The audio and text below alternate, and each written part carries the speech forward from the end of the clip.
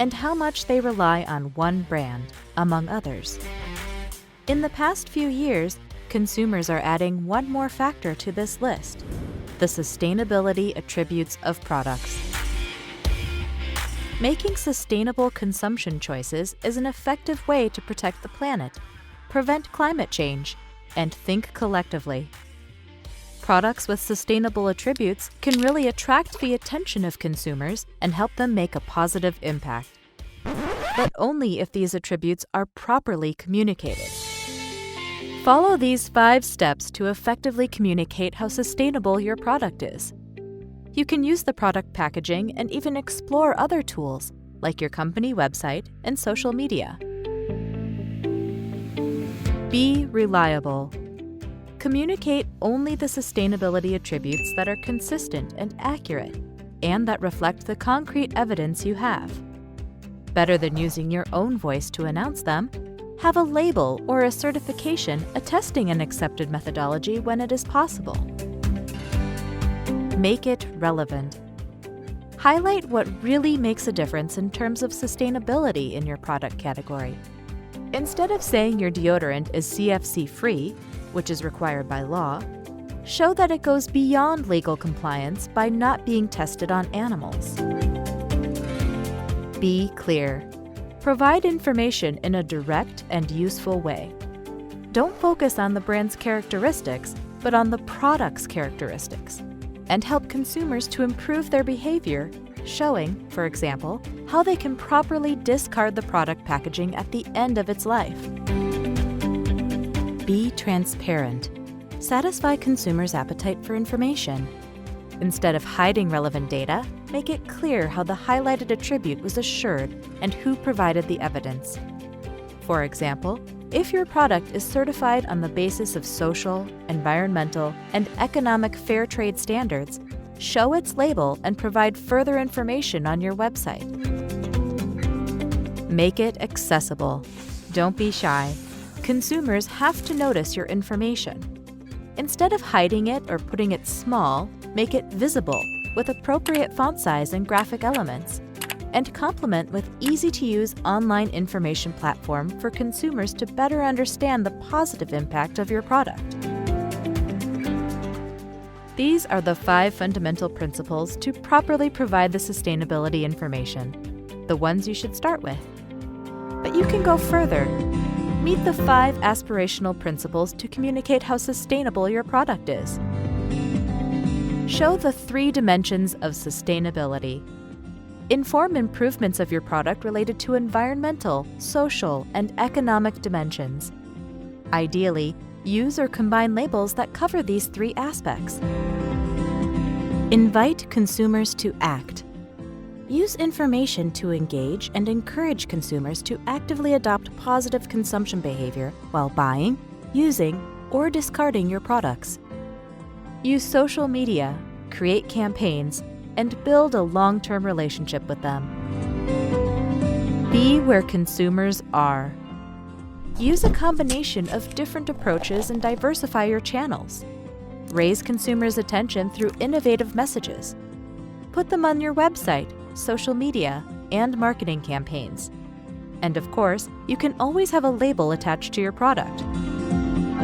Work with others. Involve different stakeholders.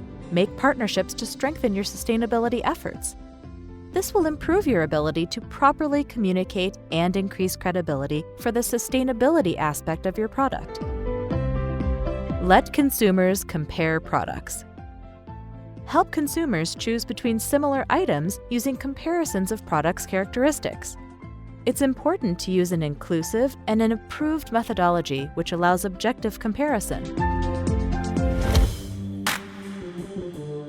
These 10 principles can be applied to all kinds of products and different types of communication. Supplying product sustainability information is a daily challenge, but it's an important way to attract the attention of consumers to the importance of making more sustainable choices.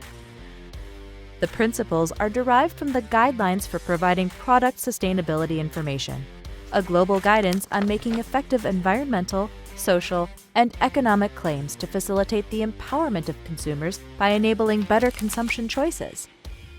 The publication is an output of the Consumer Information Program of the One Planet Network, developed by the United Nations Environment Program and the International Trade Center.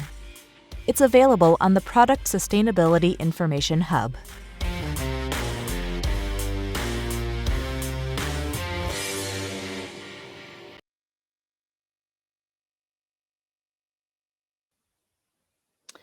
So welcome and thank you so much for joining us to Reaching Consumers through Credible Ecolabelling. And that was a fantastic way to start, because indeed it says and explains that clear messaging for enabling consumers is such a critical conversation. And we've got some experts here today to help strengthen our own learning about how to ensure that we really are making responsible consumption and decisions through credible eco-labelling.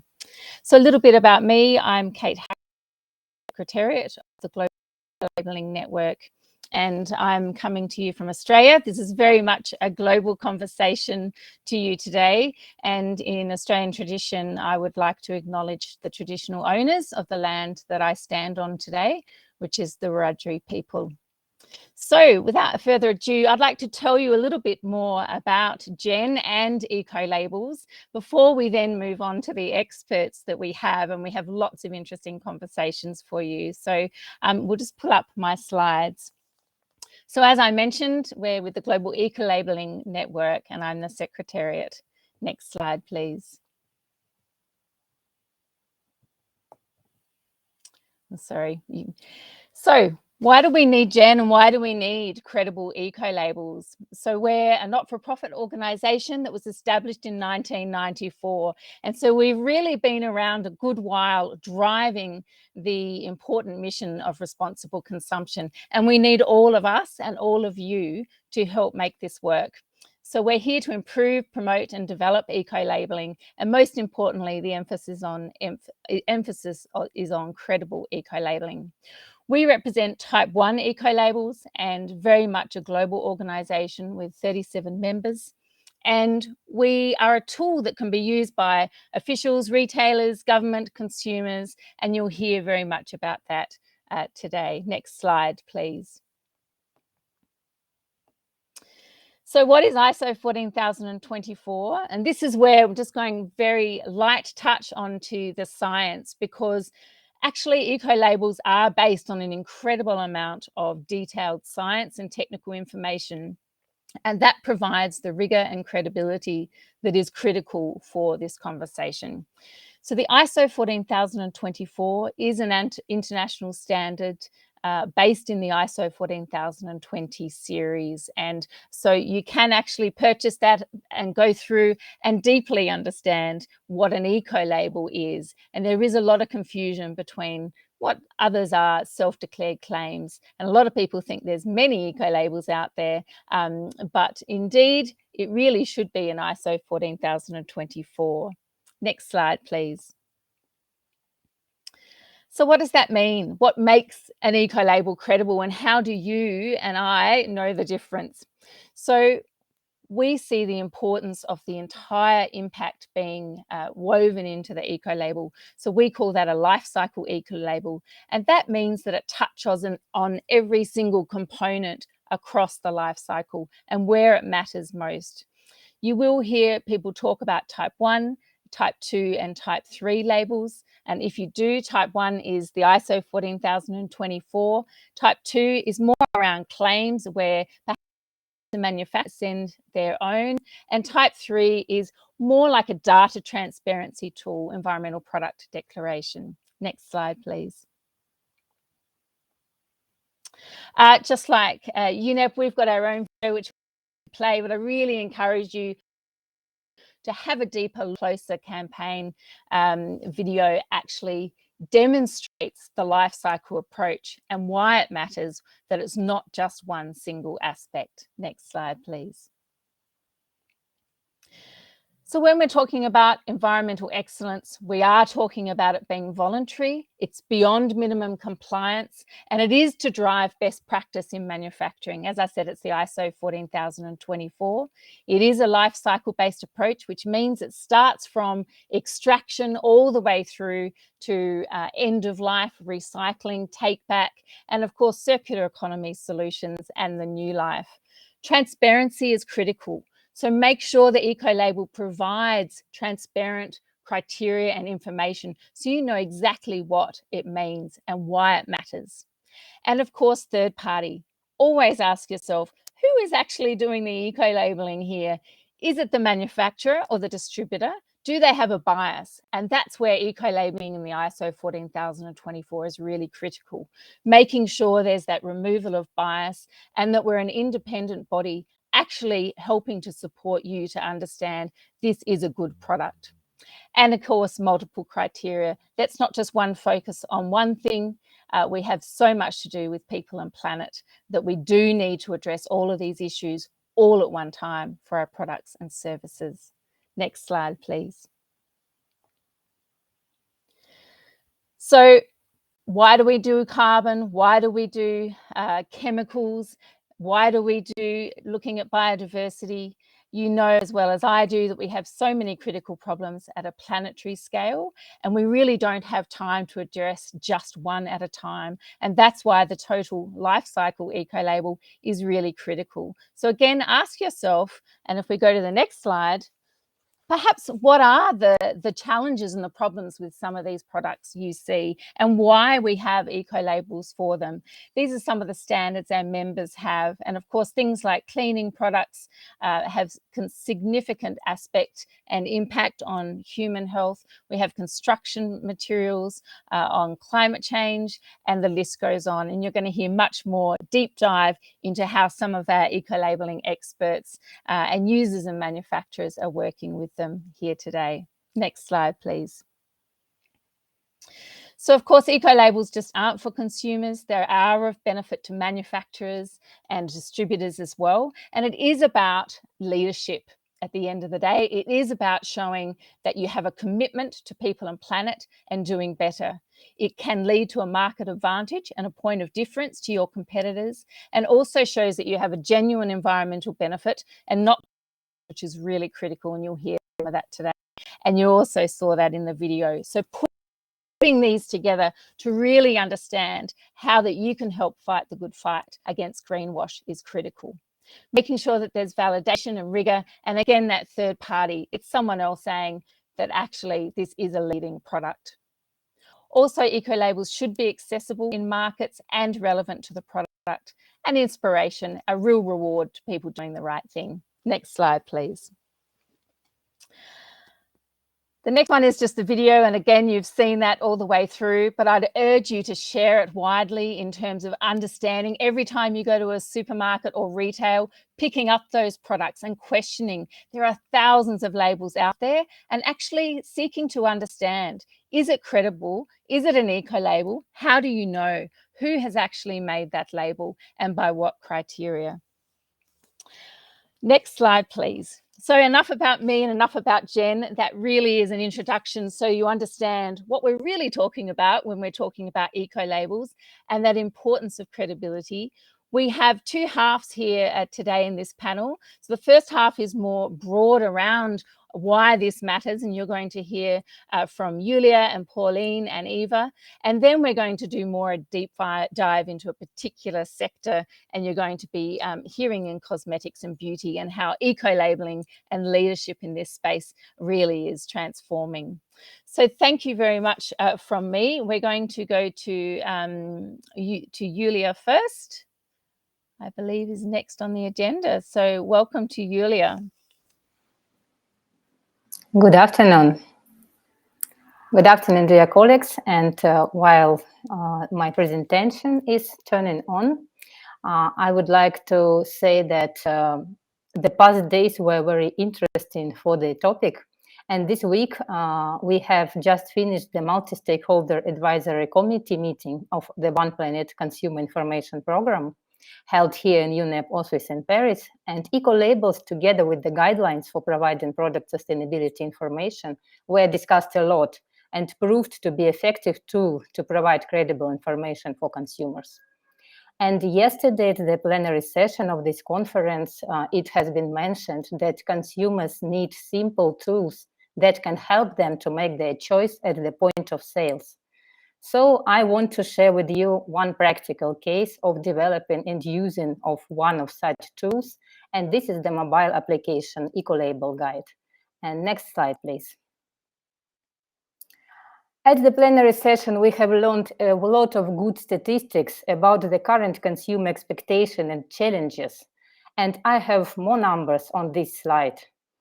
And so these numbers were also included in the session description. I believe you already know them.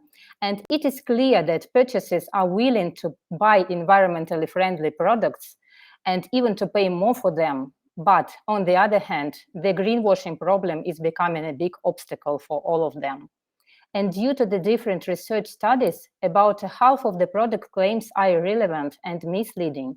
And most of the self-made claims are not verified independently.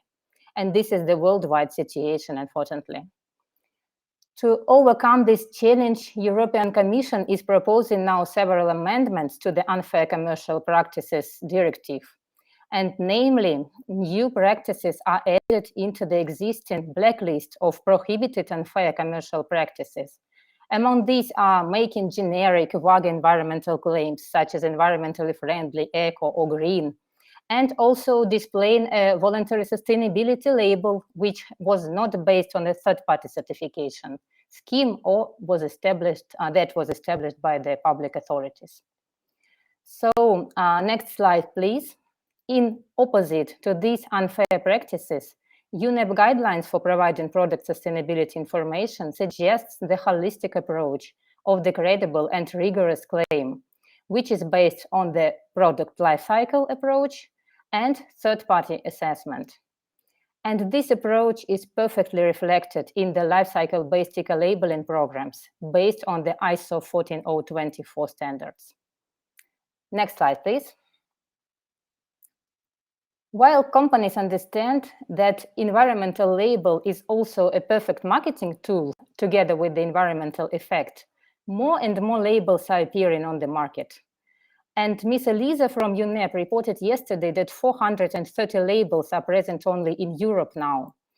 And eco-labels are totally ubiquitous. In the book Beyond Greenwash by Hamish van der Ven, two features are mentioned. And first, there is a broad variation in the credibility of eco-labels. Second, there is difficult to separate outwardly credible eco-labels from non-credible. Several catalogs and tools already exist, and you see them on the slide. They try to assist stakeholders to overcome all these difficulties with credibility. And still, they are too complicated to be used by the ordinary consumers at the point of sale. And next slide, please. In order to help consumers to navigate in the ocean of environmental claims, a digital tool was suggested 4 years ago, the Ecolabel Guide mobile application. Next slide, please. This application was developed by the Ecological Union in frames of the project funded by the Nordic Council of Ministers. It was launched in 3 languages and was highly rated by consumers and media, as well as an App Store and Google Play. I want to mention that no special additional resources were allocated to the application marketing or promotion, so you see here the so-called organic coverage. App was highly recommended also by eco-bloggers in social media. So let's see how it works. Next slide, please. Consumers can scan the label on the package with his smartphone and immediately get information about this label, such as product group, website, short description, and recommendation of credibility. Second user scenario of the app includes Ecolabel's catalog, classified using the CLIA methodology, and you can find this methodology in the special section of the app, so it is very clear for the user. How does the application recognize the label? Next slide, please. We use Microsoft machine learning tool, and every single picture of the label is tagged by its name. Therefore, machine finds the common features of all tagged pictures in the group and predicts which group the new label belongs to. The more labels we are tagging, the better recognition works. In the app, we used our own photos and images to teach the machine, and now we tag the photos that we get from the users of the application. If it is not clear 100% for the machine which label it is, it suggests 2 most suitable pictures so user can choose. Next slide, please. Every month, users take more than 1,000 pictures. We receive them all, and this is a great material to further teach in the machine. And we can also analyze the most popular images and add the new ones, those that users meet more often, but we have been not added to the system yet. Next slide, please. The most difficult and challenging task is to give users right navigation, which labels are credible and which are not. And we used the approach of the United Nations and the ISO and divided all the labels into several groups. The most recommended are life cycle-based eco-labels, and we also recommend single-use environmental and sustainability labels. We give information also about all the other labels that cannot be considered fully eco, for example, or need additional attention from consumer because this is the rating label systems. As many consumers can, also the informational labels, for example, such kind of recyclability labels, we also included this information into the app so that consumers can take information about them as well. And the next slide, please. Although the app may seem to be a very primitive tool and the classification is very simple, there have been a lot of work behind and the attempt to have a scientifically based and credible approach. At the same time, we need a very simple and clear tool for the ordinary consumer that he can easily use. And we believe that the app used by consumers can help them to make a right choice and through that influence both retailers and producers to make and sell more environmentally friendly products and credibly justify them. So we still have a lot of to do. Next slide, please. And we still need both comprehensive, constant technical support of the application and further development of it, including its content and usability simultaneously. And it already has a good basis and showed that it can work successfully. Although the project doesn't have any constant financial support now, therefore needs good partnership or patronage. And my last slide, you can explore the possibilities of the application by downloading it for free right now and send us your very valuable feedback. And we believe that such simple tools of consumer information can really change their behavior and help to achieve the aims of the One Planet program and save our planet. Thank you very much for your attention, and I will be happy to answer your questions.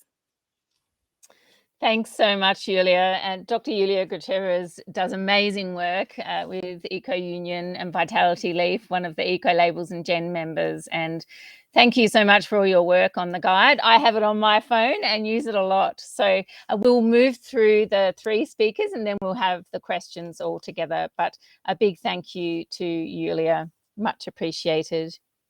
Our next speaker is Pauline Toulemond from ADIO, who you can see on the screen, who's the CSR project manager and has 10 years of experience in working in supply chain and environmental impacts in the DIY sector. So a big welcome to Pauline. Really looking forward to hearing about your experiences. Thank you very much. Thank you for having me today. I'm really happy to share what we are doing within ADIO. Maybe let's start the presentation. Just a few words of introduction about the company. You can go to the next slide. ADIO, we are a retail operator in the DIY and home improvement sector. We are working as well as for residential people and professional customers with around 30 companies around the globe. You can go on the next slide. And something that's I think is important is that it's a French-based company, and we are going to be 100 years old next year. So in terms of sustainability, that's something that we can applaud. And we began to expand internationally in the year 2000s. Next slide, please. As you see, I was talking about international. We are today in 14 countries. The slide is a bit old because we are 150 collaborators all around the globe working to serve our customers on different countries, mainly Europe, but also Russia, Latin America with Brazil, South Africa. And we have sourcing offices in Asia. Next slide, please. Since a few years now, we have been working and more defining our strategy on sustainable development. And we call it We Make It Positive, because we want home to be a positive place to live in.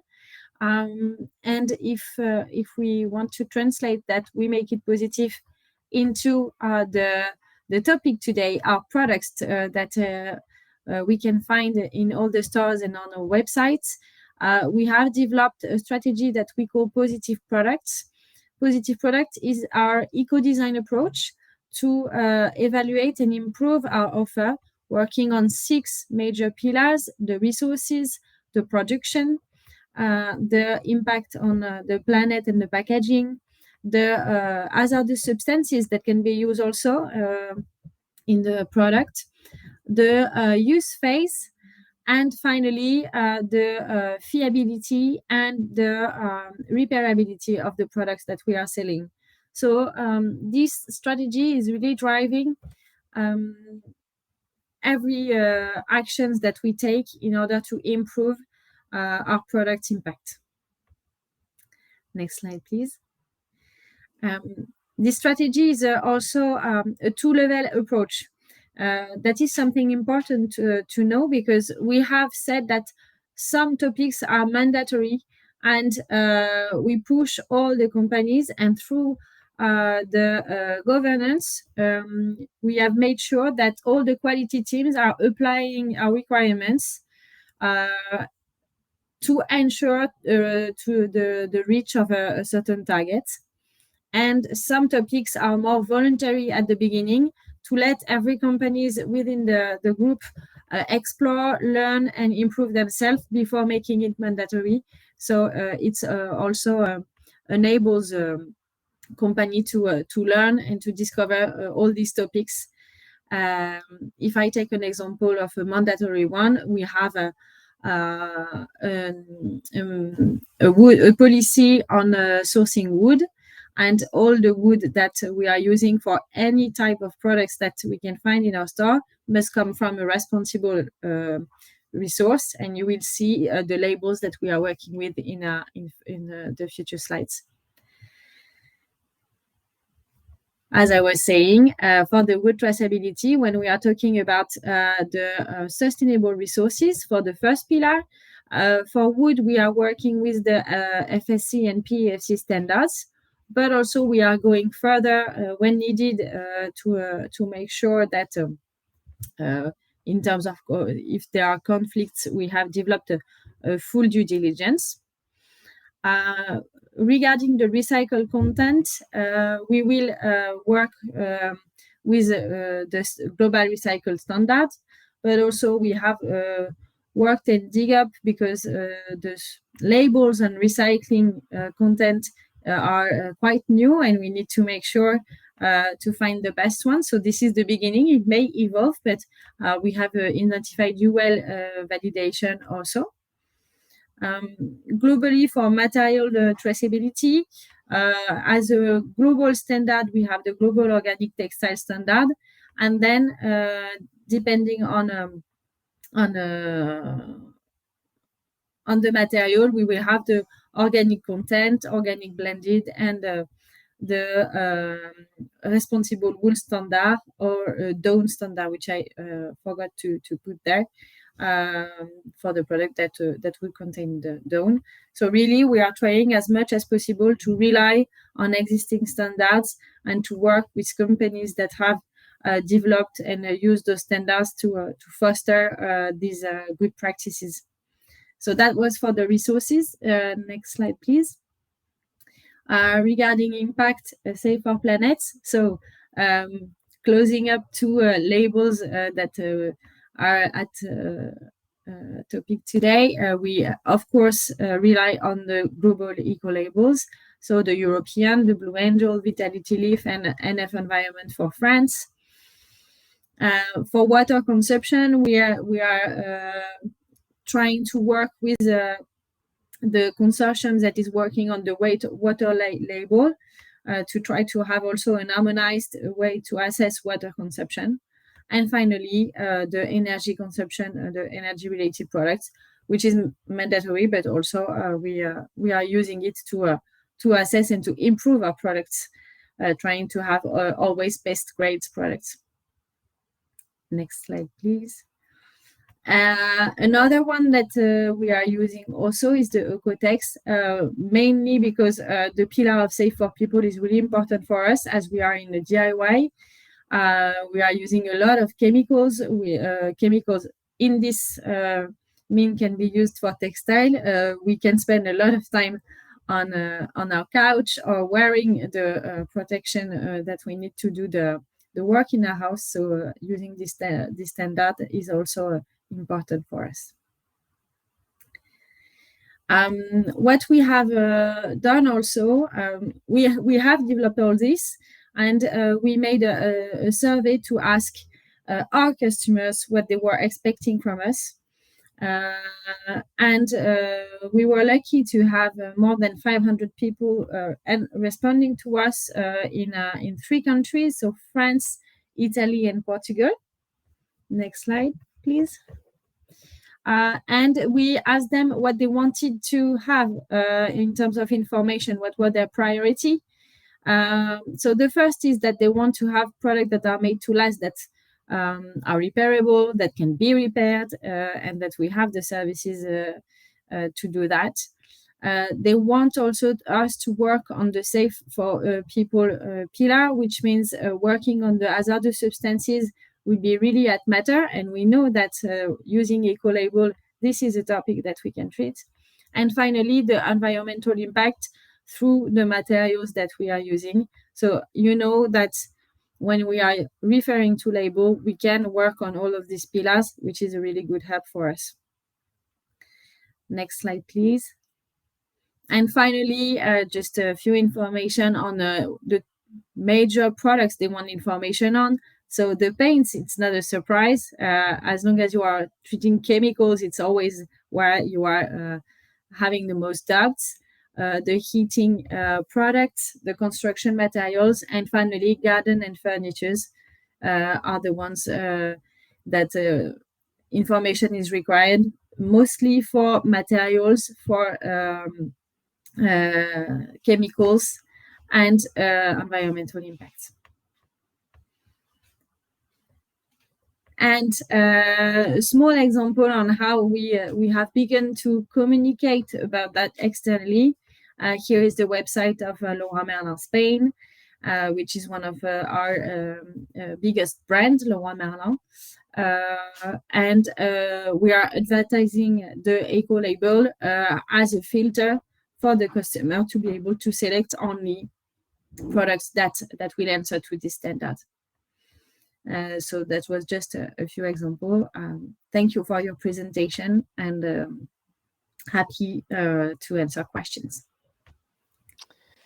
Thanks so much, Pauline. And you spoke to things that are very dear to my heart, having worked with building materials for a while. And I think we really underestimate on human health, actually. So interesting that that's coming up for consumers, and fantastic to see that you're really deeply considering that. And as I said earlier, people and planet, we really do need to consider both those things, and we often underestimate. Being in a sheep area myself, I also good to see the responsible wool standard as well. So thanks very much, Pauline.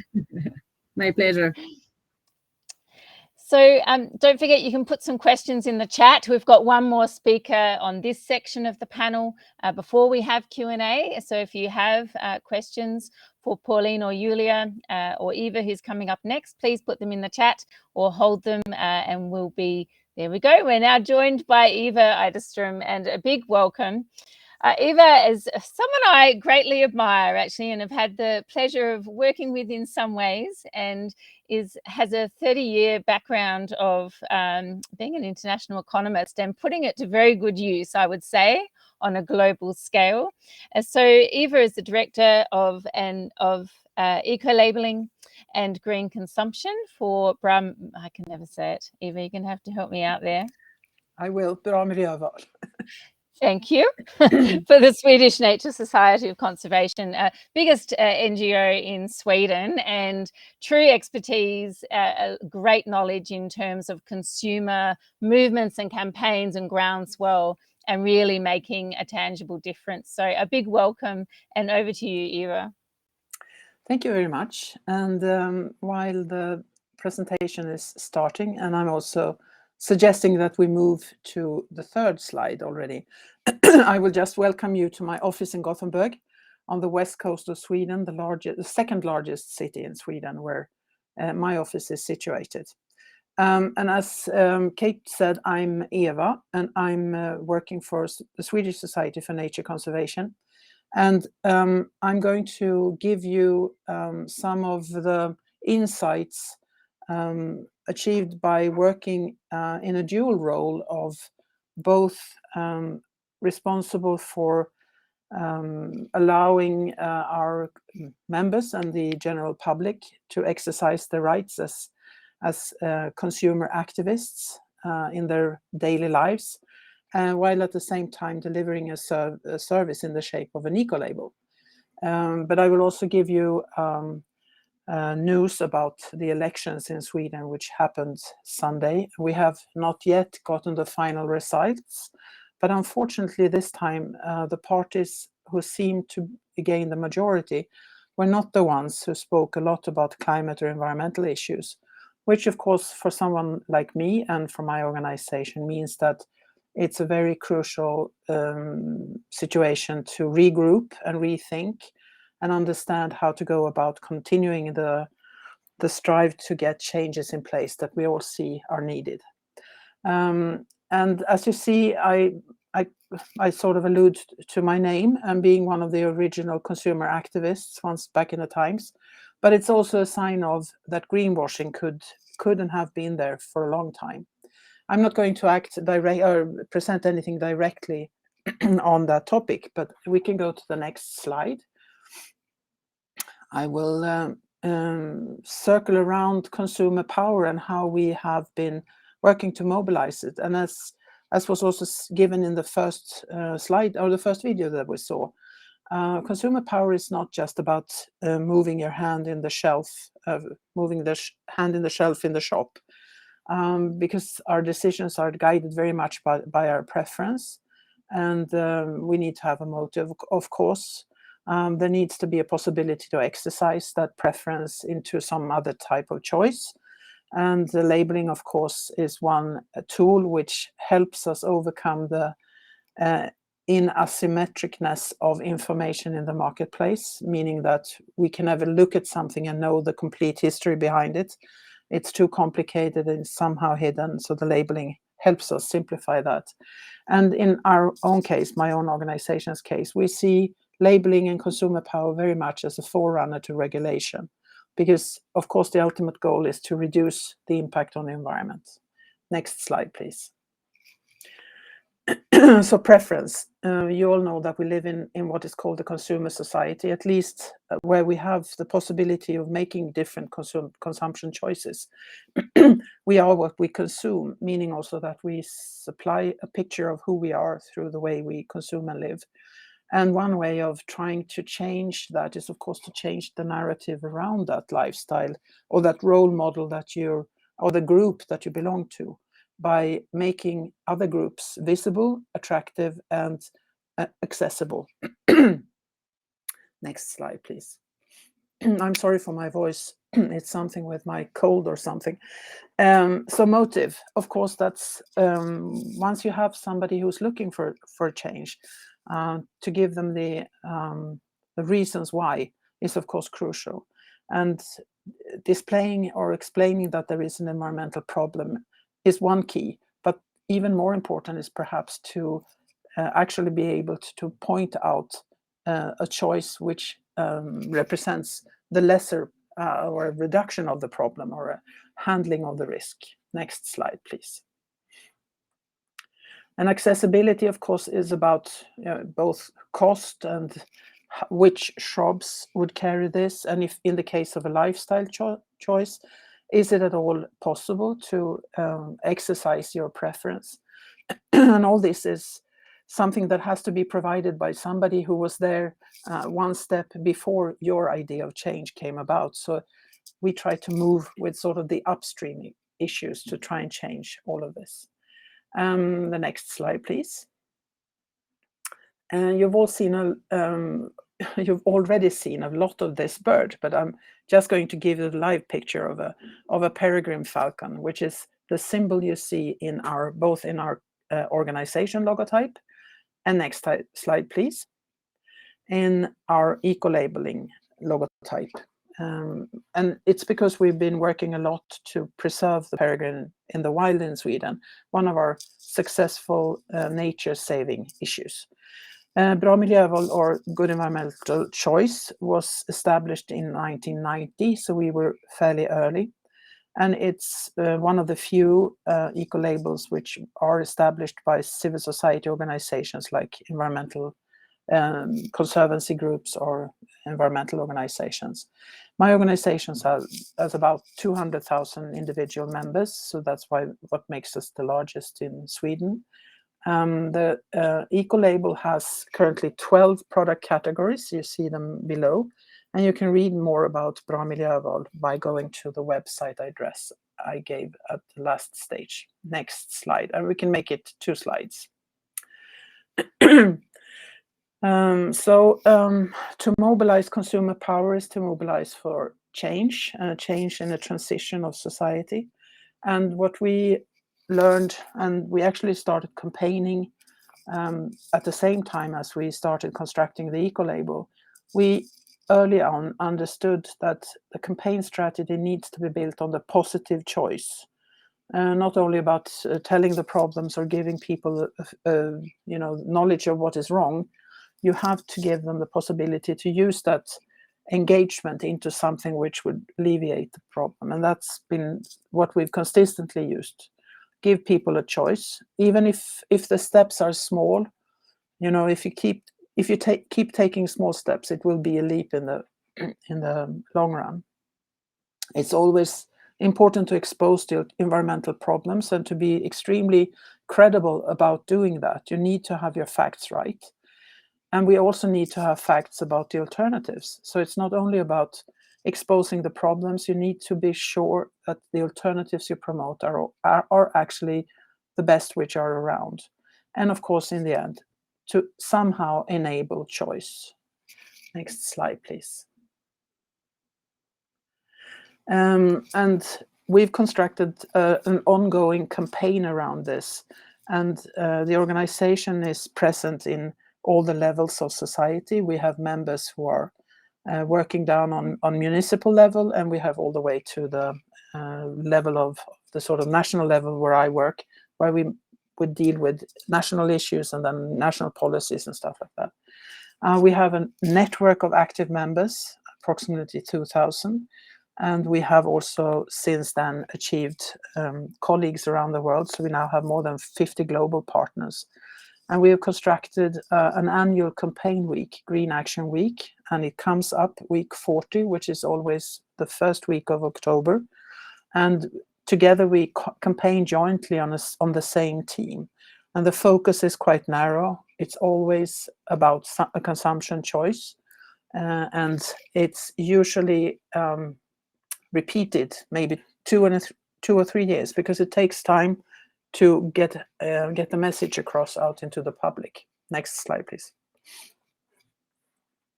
And our campaign tools are no secret. Those are the ones that are used in all campaigns. Education, information, both of the public, of our activists. And as I said, it always needs to be extremely credible and well thought through. Our labeling is developed to support, or rather the label is usually developed prior to the campaign, but supporting the campaign aims. We do name and shame. We tell who are the good guys, who are the bad guys in helping us with getting choice there in the market. We give media lots of access to information, so they spread it free for us and reach much further than we would do in terms of to the individual consumer. We support our local activists who are out in the shops promoting the good stuff, even allowing people to try them with the good eye from the shop owners. And we target the strategic allies prior to starting the campaign, like the retailer chains, the producers, other types of large consumers, not only public consumers, but also large symbolic consumers who would like to tell of their choice, being forerunners, constructing a role model, giving the public a sense of, okay, that group is growing, maybe I should be part of that group, so I should copy their behavior and I want to be one of them. And the next final slide. I would just highlight some of the details of a specific campaign. This one is a few years back, but it's a very good link of all the things. It was our aim to achieve a ban of phosphates as complex binders in detergents and chemical products. And so we did this by, of course, having criteria. We had them for several years first in detergent products, and we had also established what other complex binders we found preferable. So the industry was quite aware of that there were choices, that they could deliver products, but it was still not totally free in the Swedish market. We then challenged the Swedish industry and the Swedish politicians by making reports of the Norwegian situation, where they had a ban on phosphate. And it seemed that Norwegian people were also wearing clean clothes. So we figured that the detergents in Norway were just as good, although they didn't have phosphates. And this became fairly obvious to everyone that phosphates aren't needed in terms of ensuring the function. And then we mobilized on all levels through our active members who targeted shops, who did local rankings of shops to give local consumers the advice to go to a specific shop where they had a better choice of Ecolabel products than the other shop. And it did take long before we also could get a legal ban on phosphates in detergents in Sweden. And then a few years later, this, of course, was helpful when we also, together with a lot of others, made it happen on an EU level. So it's sort of the link between mobilizing consumers for change, them accepting a change, and also supporting the producers who have understood or seen the light and provided the good products, and then making it into a campaign so strong that in the end it actually achieves lifting the ban so high that Ecolabelling can go to the next step instead of always having to be there to maintain that level. And by that, I'd just like to thank you for listening. And also, last slide, just advise you to go to our website if you want to know more about Bra Miljöval. We do have some in English on the website. Thank you. Thanks so much, Eva. And you are what you consume is a strong and powerful line that I'm going to take with me. And you know, the point about phosphates at the end there, like to be honest, I had the pleasure of going to one of the eco-labeled supermarkets, And it astounds me when you see these big brands that are eco-labeled and doing the right thing. And that's because of a drive and policy, and as you were saying, regulation or beyond and consumer expectation. But you can go just a few countries away and the same producers aren't bothering to do that which is good for people and planet. Yeah, you think if you can do it for one, you can do it for all. So I think that raises a really important point. So a big thanks to Eva, and big thanks to all of our panel for the first half of this session. So to Julia and to Pauline and to Eva. I don't think there's any questions in the chat, but it's a good time. If anyone's got a burning question, please put it in the chat now. We also have a poll for you to do. So please, you can launch in and have a look at that. We're going to throw to your answers because we also want to hear what you have to say. And so after the next panel, we will be looking at those poll results. So please hop on and know what you think as well. And look, with no question in the chat that I can see, we will have some more time after. We'll throw to our next panel, which is going to be chaired by Bjorn Erik Lund. So I'll introduce him, who's the chair of Global Ecolabelling Network and someone I get to work with closely. So a big welcome, and over to you, Bjorn Erik. Thank you very much, Kate. Thank you very much. When Kate is calling in from Australia, I'm calling in from Oslo, Norway. So we are a global eco-labeling network. And as mentioned by Kate, we are close to 40 members worldwide in this network of type 1 eco-labels, life cycle-based eco-labels. And during the roughly 30 plus years that has been seeing these new labels coming up, and we often start up with traditional product categories that are having a big impact on the environment. I can mention, for instance, our Indian colleagues that are doing started up with building materials, while others are in product categories with more health-related issues. In parallel, for instance, in Sri Lanka, the first product group was on dairy products. Both in Ukraine and Russia, our colleagues have started with food production and the safety of the products with eco-labels. I'm working or have been working now for well, many years with the Nordic Swan eco-label, and our first presenter in this speaker in this session will closely or show more of what Nordic is, but it's 5 countries up in the northern Europe, and we started up with the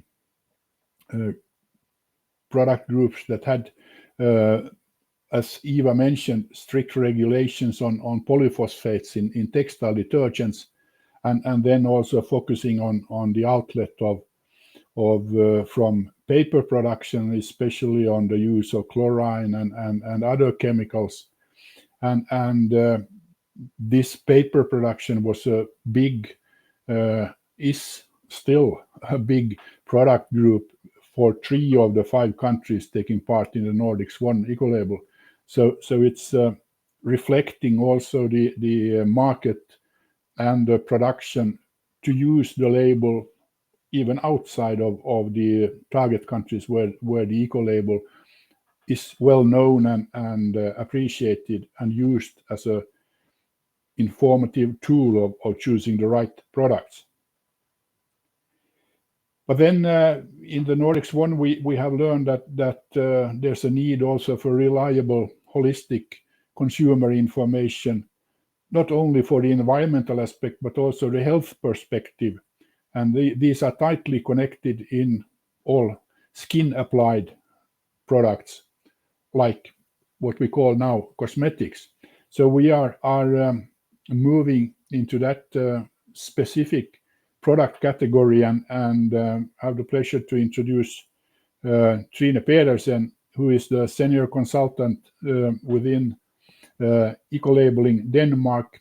The eco-labeling organizations in these countries have both the Nordic Swan Ecolabel and the EU Ecolabel on their table as responsibility. We are now talking about the Nordic Swan and how that came into the cosmetics. And the second speaker will then be a practitioner, if I call it like that, a licensee who is very much appreciating the work we are doing.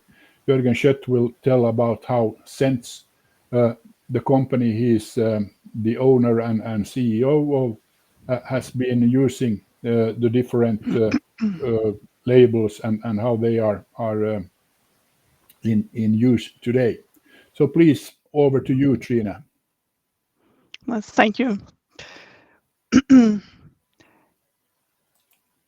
Yes, I'm going to tell you a little about the labeling jungle on soaps, lotion, and cosmetic, and how life cycle eco-labeling covers all concerns. Next, please. As Bjørn Erik already told you, the Nordic Ecolabel is established by the Nordic Council of Ministers, and it was established in 1989, and it covers all the 5 Nordic countries, as you can see here. And we are more than 200 employees at those offices we have in those 5 countries. And today we have about 2,600 licenses in total. And there are more than 32,500 certified products. And last year we have approved more than 2,000 applications in all the Nordic countries. And in our region we are 27 million inhabitants, and the awareness of this eco-label is more than 95%. Next, please. As you can see, we have a lot of different kind of products that can be labeled with the Nordic Ecolabel. It's a wide range of product, and there is 56 different criteria set, and in those criteria set there is more than 200 kinds of different products that can be labeled with our label. Next, please. I'm going to tell you about the cosmetic products. We have more than 25 years of experience with cosmetic products. In 1996, we started with rinse-off products. Later on, we got leave-on products, and in 2010, we got common criteria for both rinse-off and leave-on in the same criteria documents. Next, please.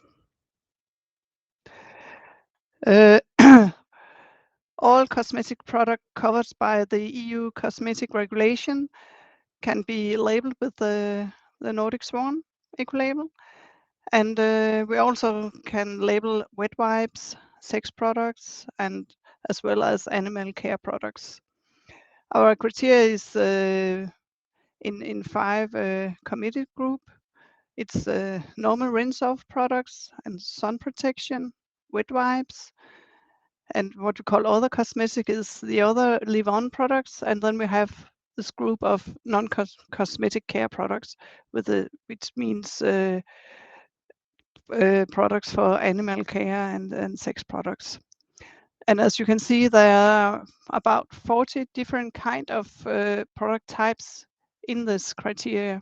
So it's, yeah, it really covers a lot of different kind of products. Next, please. The Nordic Swan Ecolabel has to fight for attention with a lot of different brands on the Nordic market. It can be brands created by trade associations, private organizations, or even private companies. And for many of these brands, the requirements are not transparent, and often an independent third part check is lacking. And many of these brands only focus on one specific area of the life cycle perspective. Next, please. But the Nordic Swan Ecolabel is a life cycle label, and let's take a look at what we mean about life cycle perspective. It's very important for us that the background of the Nordic Ecolabel, it's very important to tell about the background for the Nordic Ecolabel, because this is where the Nordic Swan Ecolabel differs from most of the other ecolabels on the market.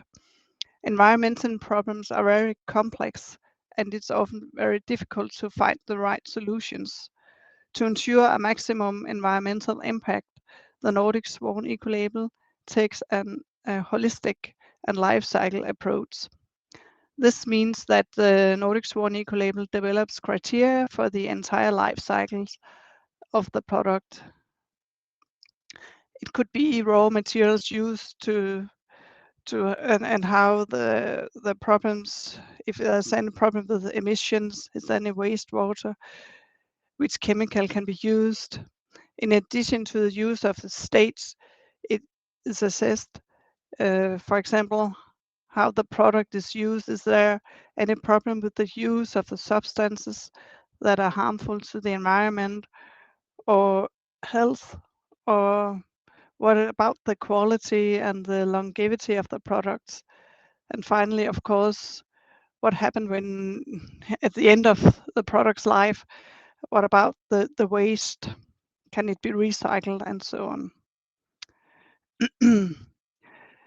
The fact that the Nordic Swan Ecolabel take this overall life cycle approach, it's very important in terms of minimizing the overall environmental impact for production and consumption.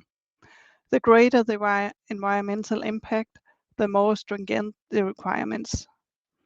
During these assessments, the Nordic Swan Ecolabel focused particularly on more environmentally sustainable resource consumption, the impact on the climate, the use of chemicals that are harmful to the environment or our health, and the conversation of biodiversity and sustainability. Next, please. On this slide, I have put in some other labels which only focus on one specific area of this life cycle. There's the SPO certification, which is for sustainability raw materials made of palm oil and palm kernel oil. There's the Fair Trade logo, which is focusing on the working condition as well as the market price for raw materials and the production of goods. And then there's for consumption, I put in a label for allergy and for the what do you call it, in the climate, the indoor climate label, which of course focus on how the products, which effect it has on the consumer. And then there's the recycle label. So the Nordic Swan Ecolabel try to cover all those areas that the other labels covers each of them. Yeah, next. Well, many people believe that if the ingredient or raw materials is made from natural ingredients, for example, plants and flowers, they're good and safe for their health. They might be right, but it's not certain. The same substance made from synthetic raw materials and from renewable raw materials has the same properties on our health, but the natural ones may be better for the environmental. That's why we have a lot of specific requirements concerning health, because it's important for us that you can be safe when you are using those Nordic Swan Ecolabel on your products. The next one, please.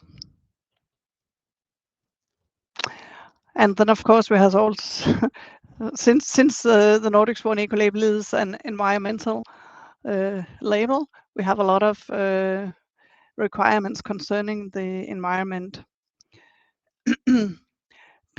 Beside those health and environmental requirements, we also have some requirements of performance and quality and consumer information. And the next one, please. And my final slide. Although we make demands on the whole life cycle perspective for the products, we have a lot of requirements that are very complex and covers many areas. We have achieved a certain success in the Nordics. As you can see, we have about 80 companies that have a license for cosmetic products. We have 189 licenses specific for cosmetic products, and in total it gives more than 3,700 cosmetic products that has been approved with our label.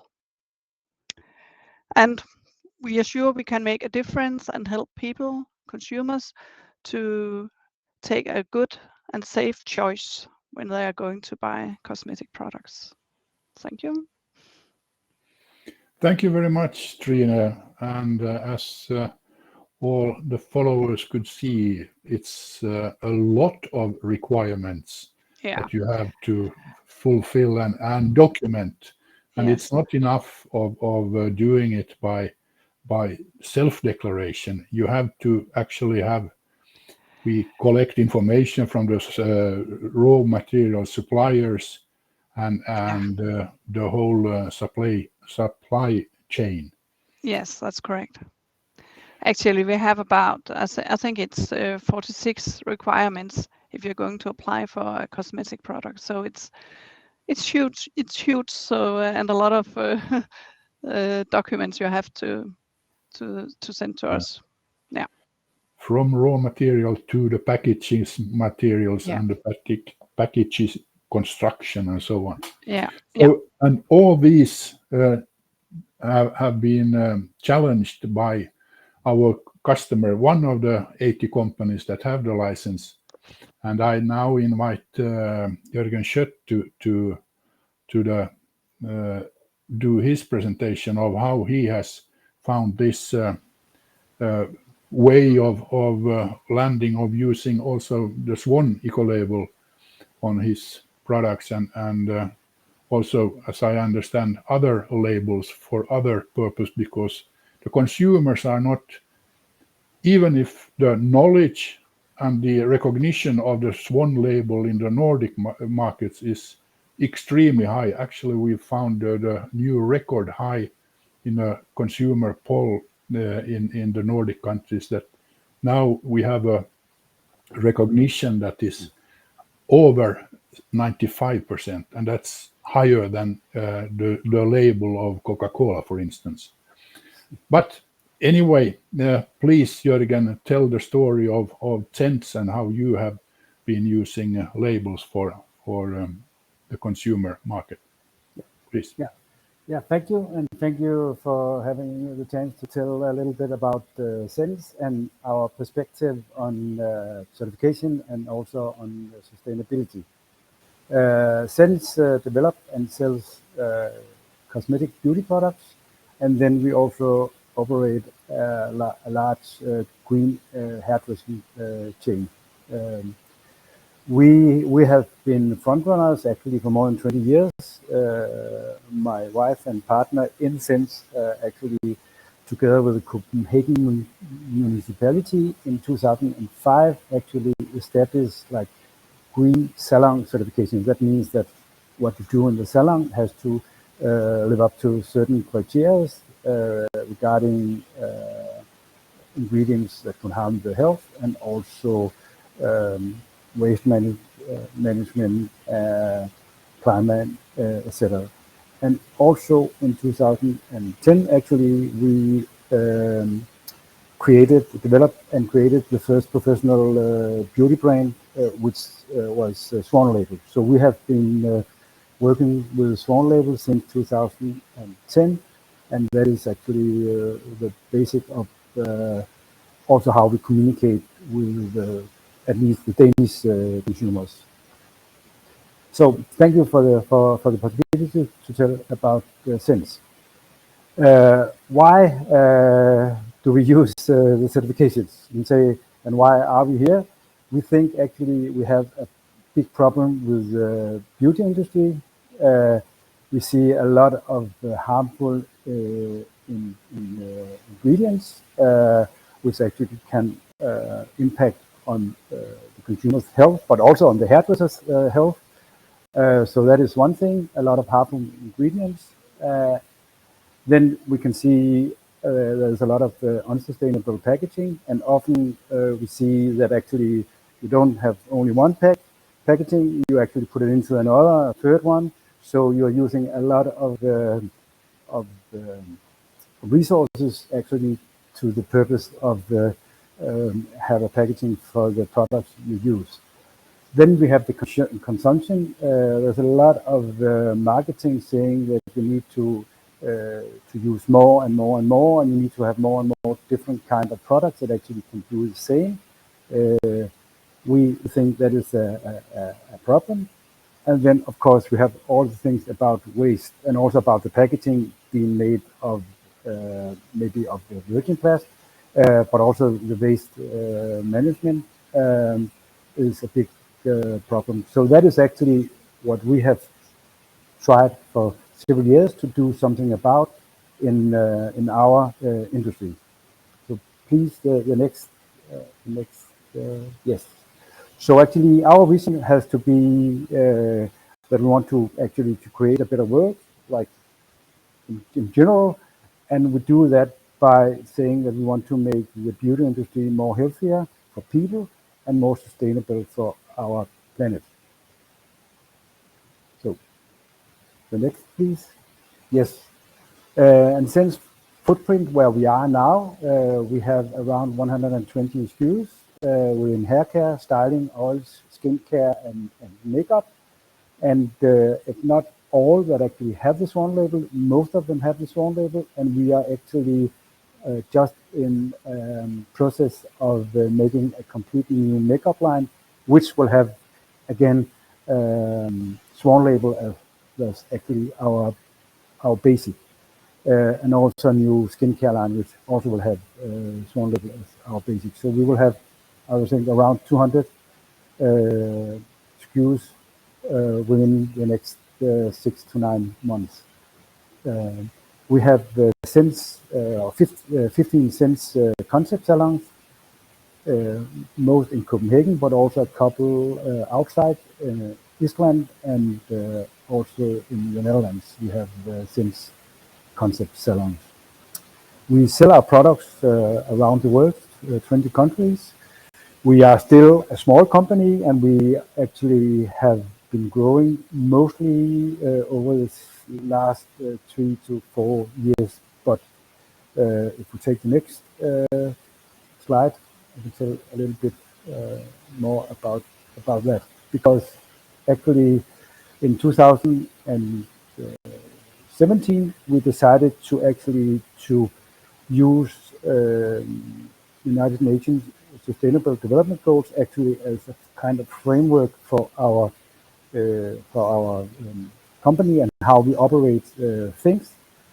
That means we have this vision to actually to make an impact on the industry. We use the United Nations Sustainable Development Goals as like a framework, and then we, as next point, use the certifications as like kind of third party securing that what we are saying and what we have in the products are actually living up to certain criteria.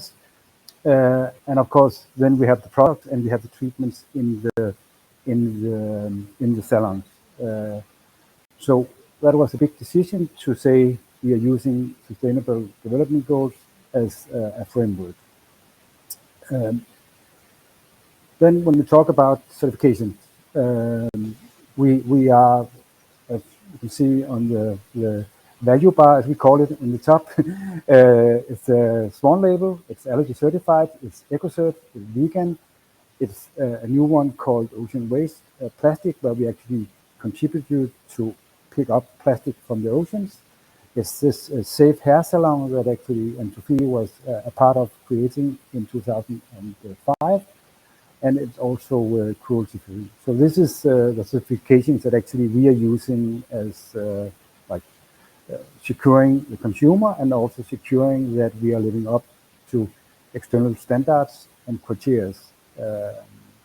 Some of them have different perspectives because that is the thing about certifications, that they are they have different perspectives. Say allergy certified is looking into allergy. EcoCert is looking into natural and organic, and so on. And that's also why we actually are using the Swan label as our basic certification, because the Swan label is covering both health, climate, and environment. So we are working with all. Yes. You can see also that some are working with certification. Especially we have made like a new, in 2010 it was CIMS version 1, and we have from 2018 and until last year we have developed CIMS version 2. And there we tried to go deeply into where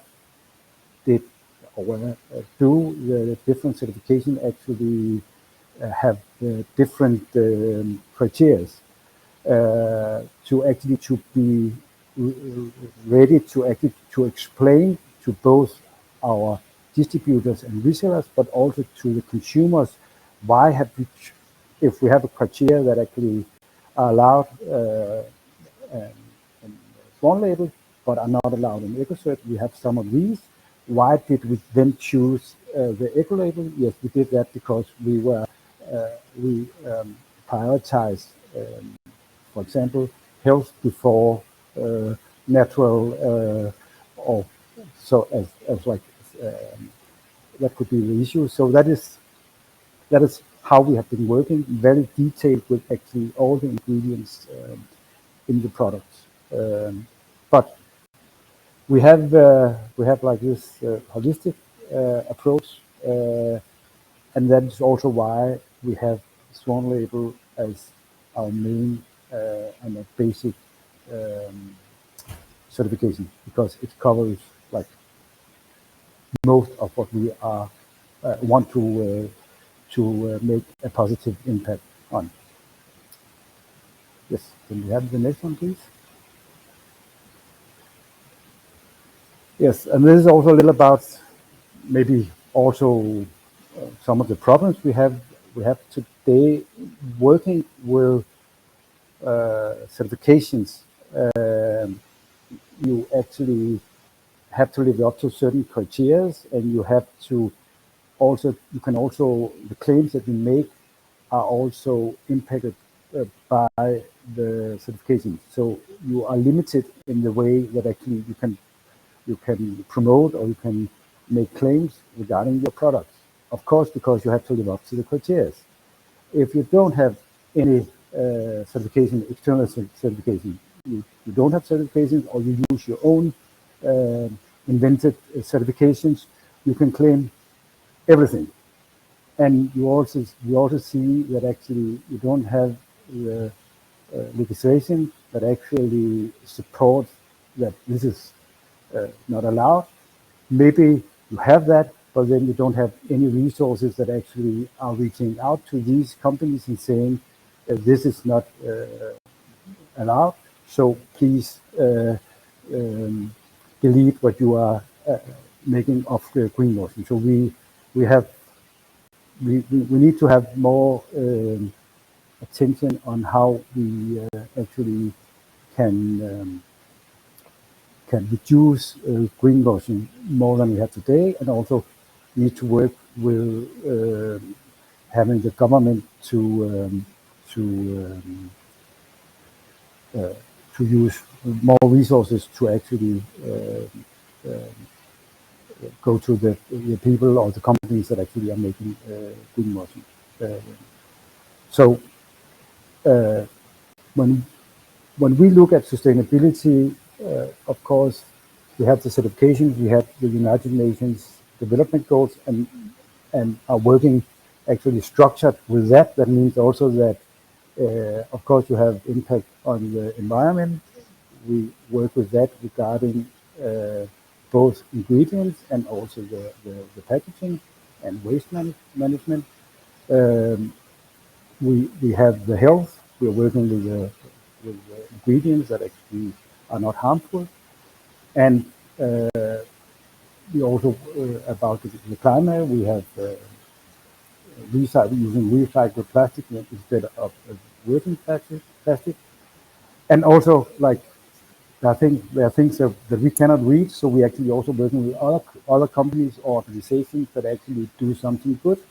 That could be playing Børnefonden and supporting a school for young girls in Kampala, where they are educated to be hairdressers. Or that could be the Ocean Waste Plastic Project, where we are supporting picking up plastic from the ocean. So we are working like broad with all, very holistic. But what we are doing in everything we do now is actually, first of all, we say, what can we replace? What can we reduce? What can we reuse? What can we return? Or what can we recycle? So we are actually in all what we are doing, we are looking on all these different perspectives. And of course, first of all, we are looking into where can a change that we make have an impact. And of course, that is the products, that is the packaging, and also it's the waste management, but it can also be other things.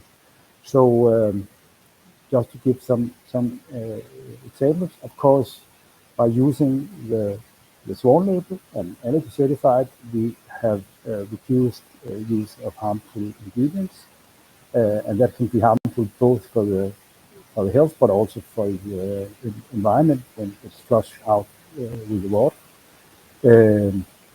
We have started to use recycled plastic in our packaging instead of virgin plastic. We are transporting things around in Copenhagen to our salons. We are on bike instead of by car. We have changed our traditional coffee to a coffee farmer in Laos, which are making coffee only for sales, but it's fair trade, etc., and organic certified. And of course, we also all print materials and so on, we actually reduce, and then we actually print on recycled materials instead of like virgin materials. So that is what we do on replacement. On reducement, we are looking into actually to make the product last longer, like saying if instead of you can use like a bottle for 10 times hair washing, you can do it more. So yeah. So we are doing that around. I would say that most of all we are looking into ingredients using the Swan label, and we are using into packaging, where we also have made like our own recycle system using recycled plastic, having refill in our salons, and also get packaging returned from customers. And the idea is next that actually we can reuse this plastic for displays, etc., in the salon. So to wrap it all up, we are trying to be sustainable holistically, and we are actually using the Swan label as our basic label. Thanks.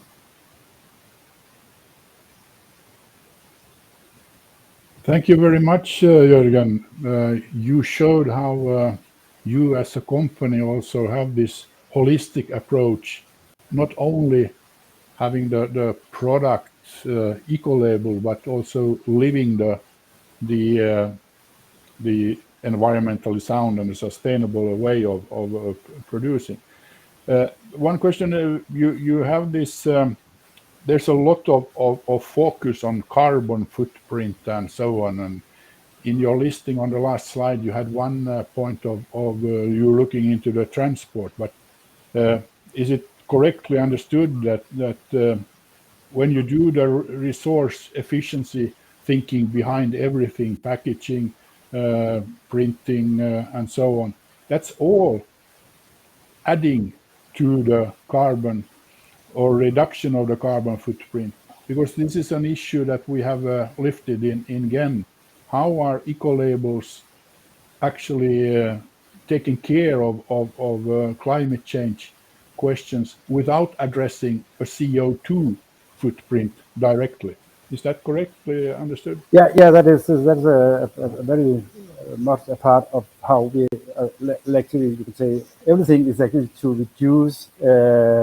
And when we talk about the packaging and talk about the production and talk about the printing and so on, it's all, and also the transport, it's also about reducing the carbon footprint. So yeah, so it is. I think what we find difficult in total is actually how can we measure and how can we say this is what we are doing and what is like the normal. So I think that is we are using the label and also the science actually to say if this is good, then we do it. So we try to be in front of that and then do things. But I think we have a problem both based on our size, but also in general is how can we measure and how can we say this is if you're doing it like sense and this is if you're doing it like standard normal, and this is the difference that we can add. And I think actually also going forward that would be the next step actually also to hit on greenwashing. That would be that we're using the labels and so on, would also have some kind of tool to measure and tell the good story about when you do this, which is good, then you can save this and you can say, or you can save that. Thank you. Thank you. That was an answer also to one of the questions from Marie Walter on the already how senses. And then I open up or ask Kate to tell us first the poll result, and we will try to answer within this time now of 4 or 5 minutes the questions that you have posted on in the. But please, Kate. Yeah, thanks very much, Bjorn Erik. We'll just ask for the poll to come up. But while that's happening, we'll also ask Julia to come in and talk about the communication channels because we have heard of some of them today. But Julia can certainly speak to more of those. And of course, digital and embracing technology and eco-labels is also on its way. So we're not quite there yet, but the eco-label guide app certainly helps. You'll also see in the chat about the food responses. And yes, Nordic Swan is recognised outside in other countries. And we do a lot with mutual recognition to connect and coordinate that across labels beyond just a single region. So if we've got the poll results, it'd be great to see, and if Julia's there also. So the poll results are just coming up.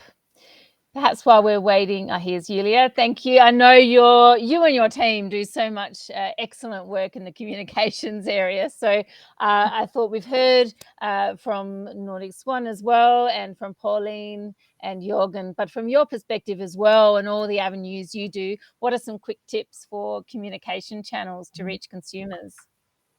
Yeah, thank you, Kate. I'm not the communication specialist, but still I would like to give some advices to producers. You can use your classical communication channels, but it is very important to make collaborations and to be in the close relations with the eco-labeling body, because then they can verify and they can check that all your claims that you are making in connection with your environmental features or eco-labeled products are doing in a reliable, correct, and clear way. So this is the first. And the second thing is collaboration with retailers, because we have good examples of joint marketing campaigns that includes retailer, producer, and eco-labeling body. So this helps to cover this issue from all three sides. And also eco-labeling body can give you some different advices for campaign that you cannot use as commercial company. For example, Eco Union made a good campaign in public transport that was completely free. It was for the eco-label itself, but of course it also influences the companies that have these eco-labeled products. So if you have this collaboration in communications with the eco-labeling body or eco-labeling organization, this is really interesting and good. So this is, thanks. Thanks, Yulia. So we have some poll results in the chat, and we might have some coming. We certainly see that 6.7% think good governance in terms of making sure businesses can enhance. We have 33.3% said stop distributing products without certified third-party eco-labels. And that really just shows the power of the distributor and partnering and working with your eco-labeling stakeholder as well as your manufacturing. 13.3% do a consumer campaign, which is also a great idea. It takes us to one of the last questions, which was how do you assess consumer behaviour over time? There are some really great reports, awareness around eco-labels. I know some of our members do that. Down south, down under, we have a LOHAS lifestyle report, which shows an index of how much people care. We know that that's on the increase. It has been about 13% really only want to consume eco-labeled and products for people and planet, but that is definitely on the rise, and it depends on your region. But it is something we need to continue to evaluate and understand how we can better support consumers. I'm conscious of time, so thank you so much to all our speakers, and really a holistic perspective, and to our moderator, BEUC and Eric, but the speakers have done a great job. I also want to thank you very much for coming along, and of course, One Planet for helping as well. So a big thank you, and go forth, and don't forget you are what you consume.